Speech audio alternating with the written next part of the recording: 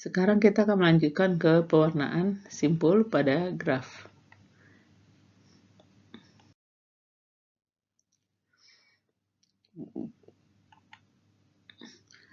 Masalah pertama kita lihat, apakah yang dapat Anda katakan tentang graf G, di mana KG atau kromatik dari G sama dengan 1 dan KG sama dengan 2.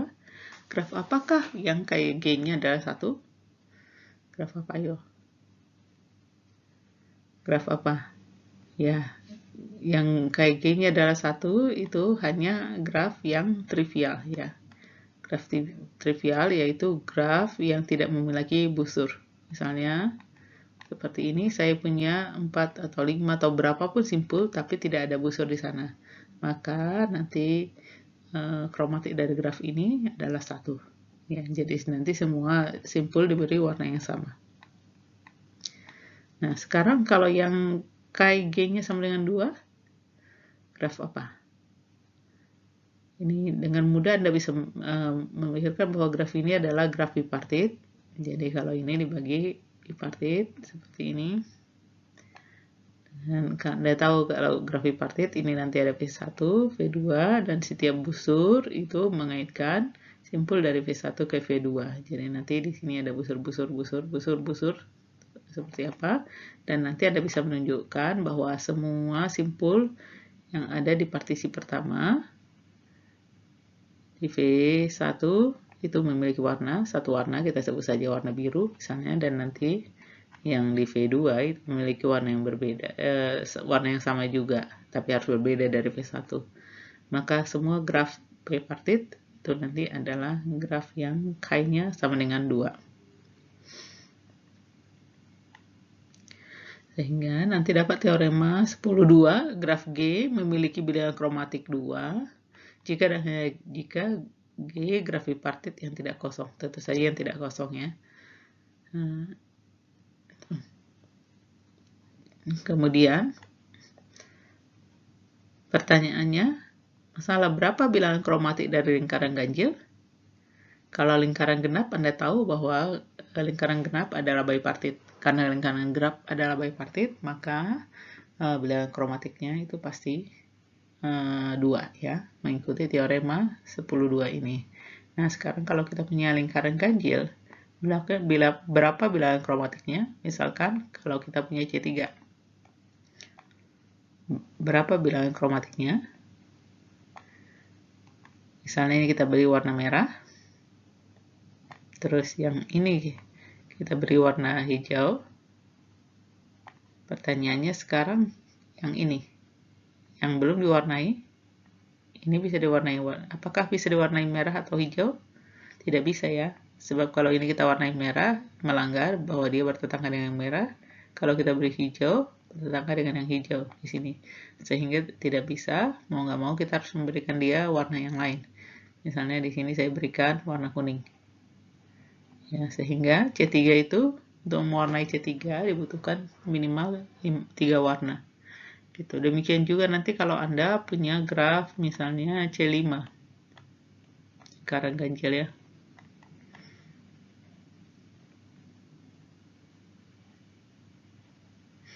Ya. Pertama misalnya saya beri warna merah, ini bisa merah, maka ini juga bisa merah. Ya. Apakah ini bisa diwarnai merah? Tidak bisa ya. Yang di sebelahnya tentu saja tidak bisa. Ini merah tidak bisa. Jadi kita harus menggunakan warna yang lain. Misalnya, kemudian ini saya warnai biru. Kalau berwarna hijau, maka ketika ini saya warna hijau, saya bisa mewarnai ini hijau atau ini hijau, salah satu. Yang misalkan ini saya beri warna hijau. Terus sisanya satu lagi yang boleh warnai, apakah bisa mewarna hijau? Tidak bisa, berwarna merah juga tidak bisa. Maka kita harus memberikan warna yang berbeda bagi simpul ini. Kita sebut saja di sini. Kita warnai biru misalnya. Sehingga ini tadi C3, ini C5, ini K-nya C, N, itu sama dengan 3 untuk N ganjil. Ini berlaku untuk setiap lingkaran ganjil.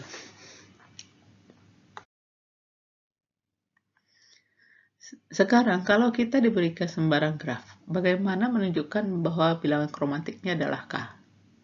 Nah, untuk menunjukkan bahwa KG adalah K, G itu sembarang graf, bahwa bilangan kromatiknya adalah K,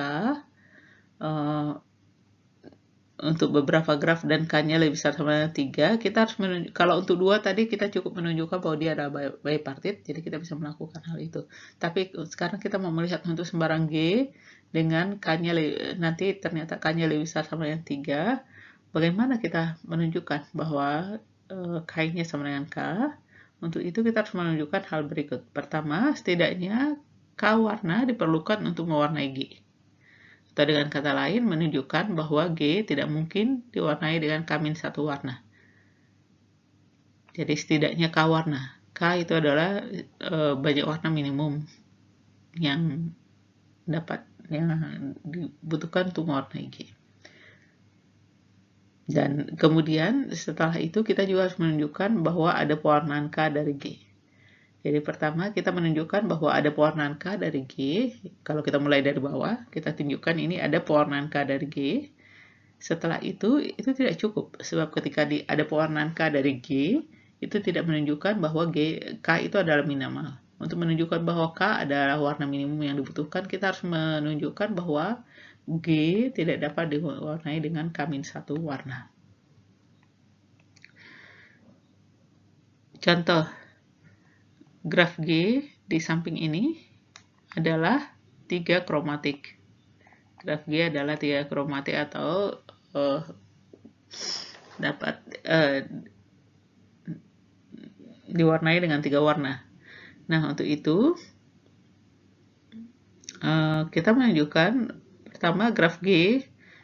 Untuk menunjukkan hal itu, bagaimana kita menunjukkan bahwa graf G itu adalah graf G ini 3 kromatik. Pertama kita lihat sifat-sifat dari yang ada pada graf G. Di sini kita lihat, oh ternyata di graf G ini ada segitiga ya.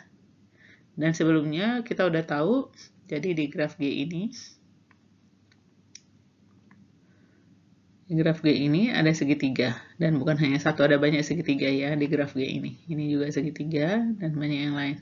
Dan kita sudah tahu bahwa graf segitiga itu tidak mungkin diwarnai dengan 2 warna, minimal 3 warna. Sehingga karena di graf G ini mempunyai subgraf segitiga, maka dengan sendiri kita bisa menyimpulkan bahwa K dari G itu pasti lebih besar sama dengan 3. Ya. Sekarang pertanyaannya, bagaimana menunjukkan K dari G lebih kecil sama dengan 3, supaya nanti kalau K dari G lebih besar sama dengan 3 dan K dari G lebih kecil sama dengan 3, maka dari sini nanti bisa kita simpulkan K dari G sama dengan 3 gitu ya. Nah, untuk menunjukkan bahwa K dari G lebih kecil sama dengan 3, kita tinggal beri pewarnaan 3 kromatik pada G. Di sini diberikan pewarnaan. Jadi angka-angka ini menyatakan warnanya. Jadi yang ini diberikan warna 3, ini warna 1, ini warna 2, ini warna 1, ini warna 3, warna 2, dan selanjutnya. Anda bisa lihat nanti dengan 3 warna, di sini kita hanya membutuhkan warna 1, warna 2, dan warna 3. Dengan 3 warna, graf ini bisa diwarnai di mana 2 simpul yang bertetangga memiliki warna yang berbeda. Dengan melakukan hal ini, maka kita menunjukkan bahwa K dari G lebih kecil sama dengan 3. Karena K dari G lebih besar sama dengan 3 dan K dari G lebih kecil sama dengan 3, maka kita bisa simpulkan K dari G adalah 3. Jadi secara umum ini yang kita lakukan untuk menunjukkan warna dari suatu peta. Kita harus tunjukkan bahwa ini kita bisa katakan batas bawahnya, dan kita tunjukkan juga batas atasnya, dan nanti disimpulkan bahwa K-nya adalah nilai dari K ketika batas atas sama dengan batas bawah. Pada contoh sebelumnya, kita mencari batas bawah dari KG dengan menunjukkan KG itu lebih besar, batas bawah ya, lebih besar dari K. Pada contoh sebelumnya, ini lebih besar dari 3 dengan melihat pada graf ada K3 gitu ya, atau C3. Nah, Sekarang kita juga selalu bisa menggunakan ini cara yang sama untuk sembarang graf, yaitu dengan mencari adanya klik pada graf tersebut. Klik itu adalah subgraf G, subgraf lengkap pada G. Itu kita sebut sebagai klik dari G. Jadi di contoh sebelumnya ada C3 gitu ya. Mengapa kita mencari subgraf lengkap? Sebab kalau kita memiliki graf lengkap, misalnya tadi contoh sebelumnya kita punya C3, di ini dibutuhkan 3 warna untuk mewarnai. Dan kalau kita punya K4 atau ini K3 ya. Kalau kita punya K4 misalnya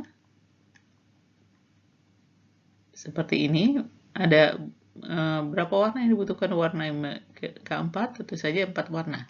Ya, jadi K4 4 warna. Sehingga nanti kalau kita punya klik dengan 3 simpul, maka kita membutuhkan minimal 3 warna untuk mewarnai klik tersebut. Kalau kita memiliki klik dengan 4 simpul, maka minimal kita membutuhkan 4 warna untuk mewarnai subgraf klik tersebut. Demikian selanjutnya. Jadi untuk mewarnai simpul, untuk mencari batas bawahnya, kita bisa saja dengan mencari klik dari graf tersebut, yaitu klik tadi dikatakan adalah subgraf lengkap dari graf G. Ukuran klik terbesar dalam graf G disebut klik number dari G. Klik number dari G atau omega G.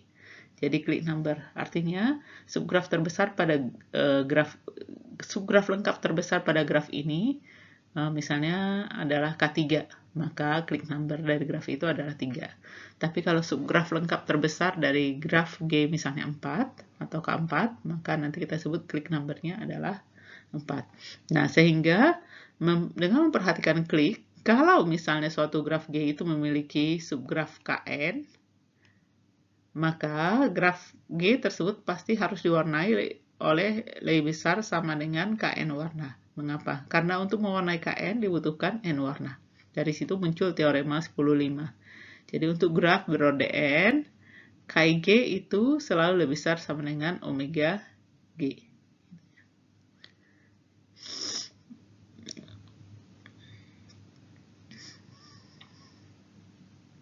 Ini berlaku secara umum, artinya untuk mencari batas bawah Anda bisa mencari klik number dari G. Sebagai contoh, misalkan masalah lampu lalu lintas pada persimpangan jalan. Misalkan kita punya lalu lintas seperti ini. Yang lalu lintasnya rumit ya, ada line 1, line 2, line 3, line 4, line 5, dan selanjutnya. Jadi line 1 nanti dari sini ke sini, dan selanjutnya. Gitu. Dan nanti kalau kita menggambarkan graf ini, dan kita bisa membuat line-line-nya menjadi simpul, dan nanti dua busur kita buat bertetangga kalau mereka saling crossing ya. Jadi misalnya line 1 dengan line 9 nih. Line 1 dengan line 9. Ini kan saling crossing ya. Kalau ini ada kendaraan dari sini dan ada kendaraan dari sini kan crossing, nggak boleh sekaligus, maka kita sebut kedua simpul itu kita buat bertetangga karena nggak boleh bersama-sama jalan. Dan misalnya line 1 dengan line 8 juga crossing, itu maka kita buat dia bertetangga. Nanti persimpangan ini bisa kita modelkan menjadi graf ini. Jadi simpul-simpulnya adalah line-nya, line 1, line 2 sampai line 9, dan nanti dua line itu kita buat bertetangga kalau mereka tidak boleh berjalan bersama-sama atau saling crossing ya. Dan nanti kalau Anda bisa cek di sini akan diperoleh graf seperti ini. Sehingga kalau kita punya masalah lalu lintas seperti ini yang mengatur nanti lampu lalu lintas yang mana yang boleh jalan bersama-sama, mana yang tidak boleh jalan bersama-sama, line-line-nya itu ya tidak boleh jalan bersama-sama. Ini masalah ini bisa kita ubah menjadi masalah pewarnaan graf. Setelah kita modelkan masalah line jalur pada lalu lintas ini menjadi graf seperti ini untuk menyelesaikan masalah di persimpangan lalu lintas ini, sama saja kita mencari pewarnaan dari graf G, ya, pewarnaan simpul dari graf G, di mana dua simpul yang bertetangga tidak boleh memiliki warna yang sama. Dan kalau Anda lihat di sini sudah diberikan pewarnaannya. yang angka. Jadi di sini misalnya ini diberi warna 1, ini juga boleh warna 1, ini warna 2, ini warna 3, dan selanjutnya ini ada warna 4. Jadi nanti di sini ada 4 warna yang harus dilakukan gitu ya. Jadi kalau misalnya Anda membuat lampu, bagaimana pada lampu 1, maka yang bisa jalan adalah line berapa dengan line berapa. Pada lampu 2, warna 2, maka yang bisa adalah line berapa dan line berapa, dan selanjutnya seperti itu. Itu bisa diselesaikan. Jadi ini adalah salah satu contoh dari masalah aplikasi dari masalah pewarnaan simpul pada graf. Anda bisa lihat pada beberapa contoh terakhir, kita memberi warna dari simpul bukan lagi warna merah, biru, kuning, hijau, karena itu sulit ya. Untuk memberikan semakin banyak warna nanti semakin sulit kita menemukan warnanya, sehingga selanjutnya secara matematis bisa kita mengatakan warna diberi warna 1, warna 2, warna 3, warna 4, dan kita bisa menggunakan warna berapapun gitu ya, sampai warna 100, warna 1000 bisa. Sehingga menggunakan ide seperti itu, maka pewarnaan graf G itu juga dapat dianggap sebagai fungsi C, coloring, dari himpunan simpul G ke himpunan bilangan bulat positif ya. Sedemikian sehingga simpul yang bertetangga memiliki nilai yang berbeda ya. Karena harus memiliki warna yang berbeda. Yaitu pewarnaan G adalah fungsi C dari VG ke N. Sedemikian sehingga jika UV itu anggota dari EG, berlaku CU tidak sama dengan CV. Jadi ini menjadi suatu fungsi pewarnaan.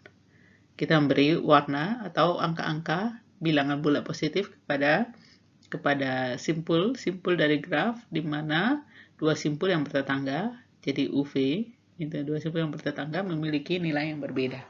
Ya. Jadi pewarnaan simpul sekarang bisa kita lihat sebagai suatu pemberian fungsi atau pemetaan ya. Pemetaan atau fungsi. Oke. Yang domainnya adalah himpunan simpul dari G dan kodomainnya adalah himpunan bilangan asli, dan aturannya adalah jika UV bertetangga maka CU tidak sama dengan CV. Teorema selanjutnya, teorema 10.7, untuk setiap graf G, KG itu lebih kecil sama dengan delta besar G plus 1. Anda tahu delta besar itu adalah derajat terbesar dari G ditambah 1. Untuk membuktikan teorema ini, pertama kita akan melakukan pembuktian dengan induksi terhadap banyak simpul N di graf G. Misalkan G adalah graf sederhana dengan N simpul. Untuk N sama dengan 1, maka derajat terbesarnya adalah 0. Ya. Dan graf G dapat diwarnai dengan derajat terbesar plus 1 atau delta big delta plus 1, yaitu satu warna. Jadi kalau misalnya kita punya satu graf, N-nya sama dengan 1, jadi satu simpul saja, dia selalu bisa diwarnai dengan satu warna. Sekarang misalkan asumsi induksi graf G dengan N-1 simpul dapat diwarnai dengan big delta plus 1 warna. Jadi di sini N-1 ya. Asumsi induksi selanjutnya akan dibuktikan bahwa graf G dengan N simpul dapat diwarnai dengan big delta plus 1 warna. Ini adalah langkah induksinya. Kita akan melakukan pembuktiannya ini di halaman berikutnya. Untuk membuktikan langkah induksinya, perhatikan graf G minus V. Jadi kita menghapus satu simpul dari graf G. Graf G minus V adalah graf sederhana dengan N-1 simpul, tentu saja ya, karena kita menghapus satu simpulnya. Kemudian sesuai dengan asumsi induksi, graf G minus V itu dapat diwarnai dengan big delta plus 1 warna. Itu tadi asumsi kita. Nah, sekarang karena derajat dari V itu pasti lebih kecil sama dengan big delta. Mengapa? Karena tadi big delta itu adalah derajat terbesar dari simpul di G. Maka derajat dari sembarang simpul V yang kita hapuskan, tadi kita mengambil simpul V yang kita hapus sembarang, derajatnya simpul tersebut pasti lebih kecil sama dengan delta di G. Maka simpul V mempunyai paling banyak big delta simpul tetangga. Sehingga bila V dikembalikan pada tempatnya di graf G, hanya dibutuhkan satu warna baru yang lain dari big delta warna yang telah digunakan oleh graf tetangga dari V. Maksudnya apa? Jadi kita berikan gambar di sini. Misalkan ini adalah graf G minus V. Tadi kita punya V, kita menghapus. Dia graf G minus V menurut asumsi induksi, graf G minus V ini pasti bisa diwarnai dengan big delta plus 1 plus 1 warna gitu ya. Jadi misalnya dia sudah bisa diwarnai dengan misalnya tadi asumsi induksi bahwa ini sudah bisa diwarnai dengan delta warna, nggak ada plus 1 ya, diwarnai dengan delta warna gitu. Seperti ini. Nah, ketika nanti graf V itu, dan kita tahu tadi V itu derajatnya paling banyak adalah sebanyak delta gitu ya.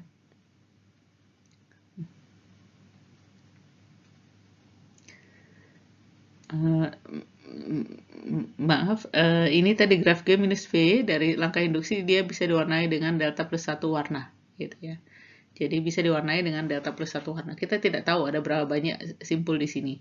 Namun ketika kita mau mengembalikan V ke tempatnya, jadi misalnya kita mengembalikan V ke sini, V ke tempatnya, tadi derajat dari V ini paling banyak delta gitu ya.